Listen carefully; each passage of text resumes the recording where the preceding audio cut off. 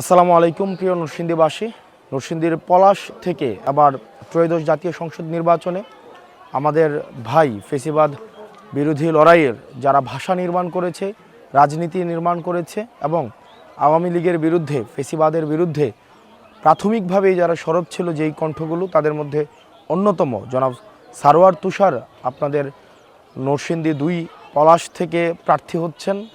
এবং সারোয়ার তুষার ভাইয়ের যোগ্যতা, উনি বাংলাদেশের যে কোনো আসন থেকে উনি রাজনৈতিকভাবে প্রার্থী হওয়ার ওনার সক্ষমতা রয়েছে এবং উনি যে কোনো আসন থেকে জিতে আসার সক্ষমতা রয়েছে। অথচ উনি আপনাদের আসন থেকে মামাটির সন্তান হিসেবে নারী পুতা ওনার যে জায়গা নরসিংদী পলাশে উনি ফিরে গিয়েছেন। আপনাদের জীবনমান উন্নয়ন, আপনাদের নিজেদের অধিকার প্রতিষ্ঠার জন্য কথা বলার জন্য উনি আপনাদের মাধ্যমে সংসদে যেতে চান। সেটা আপনাদের দায়িত্ব এবার সারোয়ার তুষার ভাইকে সংসদে পাঠানো।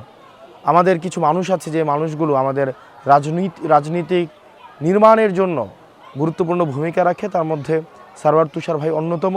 আমরা বিশ্বাস করি সারোয়ার তুষার ভাইয়ের মাধ্যমে আমাদের নরসিংদী পলাশের, নরসিংদী ২-এর মানুষের জীবনযাত্রা, কর্মসংস্থান, তাদের যেই ফেসিবাদের যেই নেতিবাচক তাদের মধ্যে পড়েছে, ব্যবসা বাণিজ্য, শিক্ষা, সংস্কৃতি, প্রগতির পথে সারোয়ার তুষার ভাইয়ের মাধ্যমে সেই বিষয়গুলোর ইতিবাচক রূপান্তর ঘটবে। আপনারা যারা আছেন নরসিংদীর, বিশেষ করে তরুণ প্রজন্ম, তরুণ যুবা নারী, আপনারা যারা আছেন প্রত্যেকেই সারোয়ার তুষার ভাইয়ের জন্য যার যার জায়গা থেকে আপনারা কাজ করে যাবেন এবং আমরা ইনশাল্লাহ ১২ তারিখ ভোটের মাধ্যমে সারোয়ার তুষার ভাইকে আমরা সংসদে পাঠাবো। সারোয়ার তুষার ভাই সংসদ সদস্য হওয়া যতটা না প্রয়োজন, তার চেয়ে বেশি বাংলাদেশের সারোয়ার তুষার ভাইকে সংসদে প্রয়োজন।